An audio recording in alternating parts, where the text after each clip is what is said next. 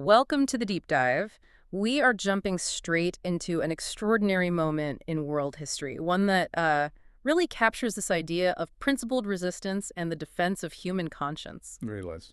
We're looking at the events leading up to the 350th anniversary of the martyrdom of Guru Tegh Bahadur, the ninth Sikh guru. And this is an event that resonates far, far beyond the 17th century. That's right. We've pulled together a stack of sources, historical texts, some really deep philosophical analyses that force you to look past the simple historical fact of his execution. So what's our mission here? Our mission today is, I think, very specific. We want to unpack the philosophical blueprint of his action to show how this one stand sort of prefigured what we now call human rights. And ethical resistance against an authoritarian state. Exactly. In this case, the Mughal Empire under Emperor Aurangzeb. And before we get into the history, here's the core question we're putting to you, the listener, right from the jump. What does it actually mean for a spiritual leader to give their life, not for their own people, but entirely for the freedom of people belonging to a completely different faith? I mean, it's just so unique in world history. So let's set the stage. Okay, so the context. We're in the late 17th century. It's a time of profound political and religious crisis. Emperor Aurangzeb was dead set on consolidating the empire under one single authority. A single religious authority. Yes, and this wasn't just a political decree. It was a systematic theological campaign.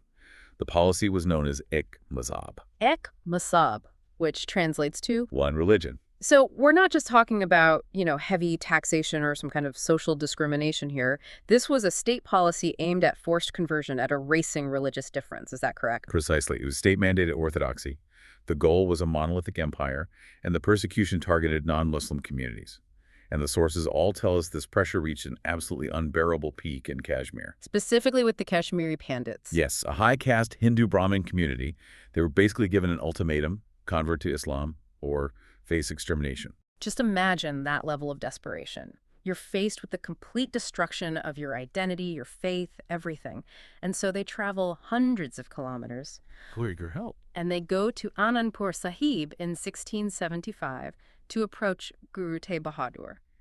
But why him? I mean, he wasn't a king. He didn't have an army to challenge the emperor. They chose him because the Guru lineage was known for upholding justice, or dharma, for protecting the weak. They saw him not just as a religious figure, but as a moral protector, the one person who might stand up for them. And this is where the story gets so personal, so profound. The guru, knowing the risk, consults his young son, Gobind Rai, Who was only 9 years old. 9. Yes. The Guru knew that anyone who stood against this decree would face certain death. He asked what could be done, and the young Gobind Rai replied with just startling clarity. He said, "None but you, Father, have the moral stature to offer such a sacrifice." And that sealed it. The guru tells the Pandits to go back and deliver a message to the emperor. A challenge, really. He tells them to say, if you can convert Guru Tegh Bahadur, we will all follow. And just like that, he shifts the entire focus of imperial power from this vulnerable community directly onto himself. Which brings us to the unique nature of this martyrdom. He wasn't defending Sikhs. He wasn't defending territory. No, he was defending the right of self-determination for a community that was theologically completely separate from his own. This willingness to die for the other, that's what lifts this out of sectarian history and into the realm of universal human rights. Okay, let's unpack the two main interpretations the sources give us for this act. There's the traditional narrative and then a broader, more philosophical view. The traditional one is very specific, and it's powerful. You see it in texts like Bhachatar Natak. It says the Guru died defending the sacred symbols of Hinduism, the tilak, which is the forehead mark, and the janju, the sacred thread. The quote is, he protected the sacred tilak and sacred thread. And made a great offering in this dark age. And while that's true, focusing only on the symbols, it risks limiting the sacrifice. It makes it sound sectarian. Right, so if we broaden the lens, what was he really dying for? This is the aha moment we need to land. He was dying for dharma. And dharma is such a complex word. It's not just religion. It's the universal moral order.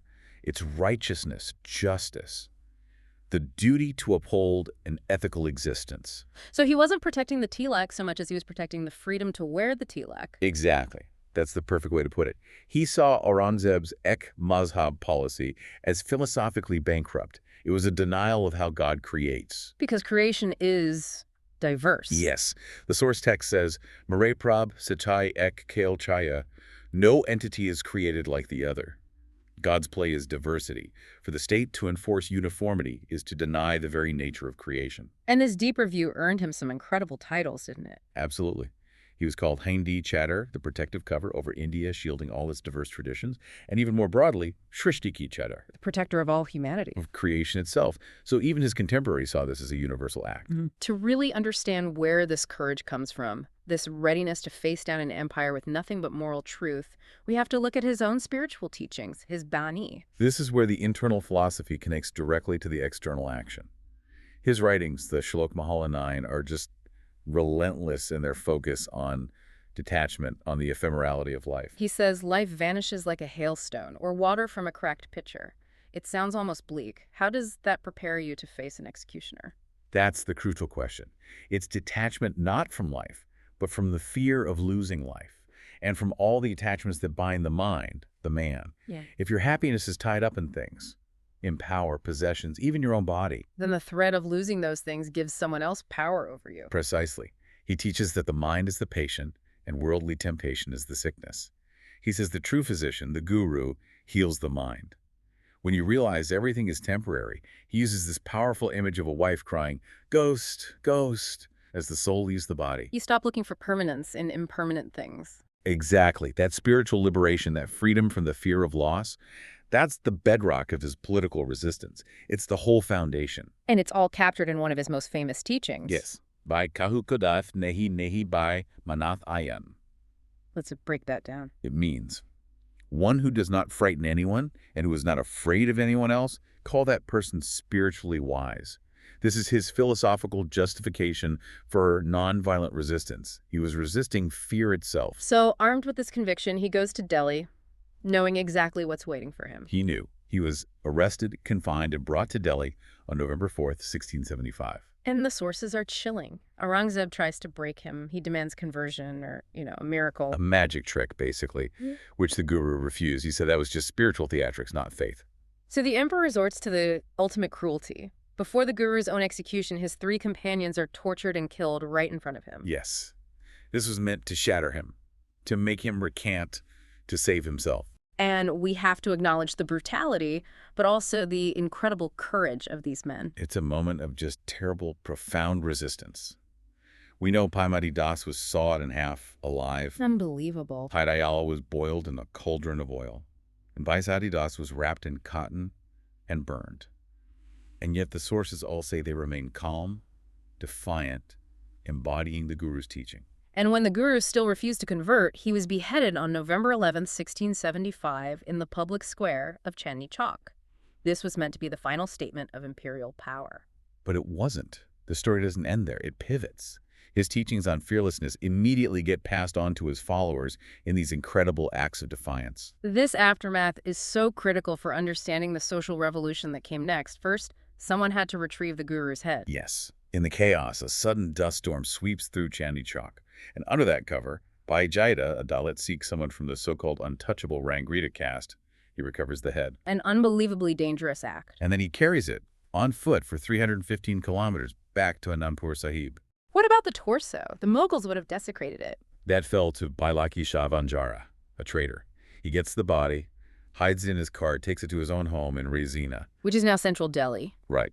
And to give the guru a proper cremation without being caught, he sets his entire house on fire, a total sacrifice of his livelihood to preserve the guru's dignity. And these acts, from a man of the lowest caste and a wealthy trader, they immediately redefine everything. And the young Gobind Rai cements it.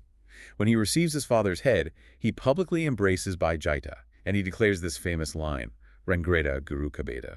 The Rangreta is the guru's own son. I mean, that is just radical. In the caste-based society of 17th century India, that statement obliterates the hierarchy. It's more than just a statement. It's a foundational principle. This whole sequence, the sacrifice for others, the fearless loyalty, the public declaration of social equality.